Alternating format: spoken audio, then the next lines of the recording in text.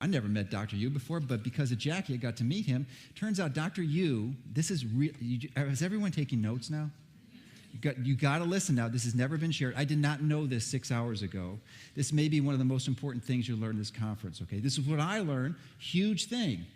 I've always stayed away when people ask, how do you detoxify? I know detoxification is important, but I've always avoided the question because I never found anyone who know really definitively how to do it. And there's a lot of controversy on it. I know it's important. I know it's necessary. But I really stayed away from it, and they really haven't talked about it much on the site because there's just too much confusion in my mind, at least on how to do it. Why what the Dr. Yu is in my mind, and David, because I coordinated a 45-minute conversation that we had this morning, are both convinced, David and I are both convinced that no question in our minds that he is the best detoxification expert in the world. Let me tell you why. He's a surgical oncologist. He's an MD. Works out of Washington, D.C. He's got a funding grant from $8 million from the government, the Department of Defense, to treat Gulf War victims and 9/11 victims.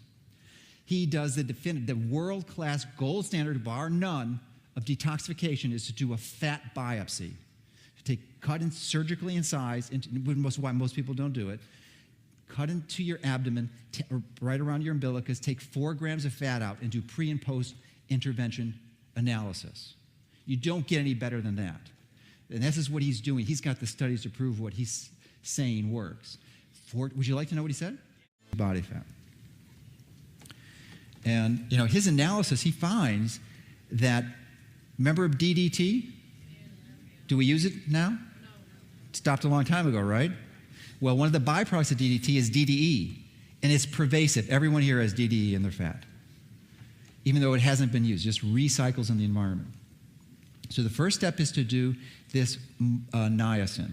Not sustained release, regular niacin. Start at about 100 milligrams, and you work your way up to 5,000 milligrams. It's a lot of niacin, and you will flush, and 20% of the people will not be able to tolerate it. And actually one of the reasons why David and I met with him is to try to brainstorm an alternative to niacin. But right now it seems to be the best. Excuse me.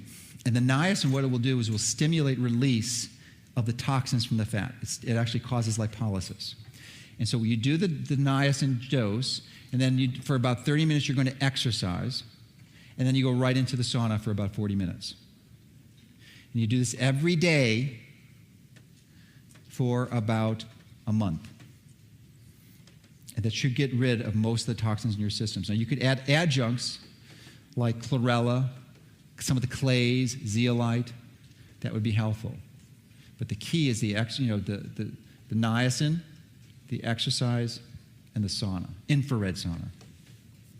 Now, the problem is if you have a lot of junk in your system, most of us do, now this will get rid of not only the chemicals in your system, but it will also get rid of heavy metals, like mercury, aluminum, fluoride, things that we just don't know how to get rid of.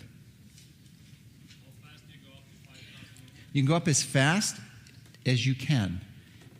Everyone will get a bad flush. You will look like a red beet.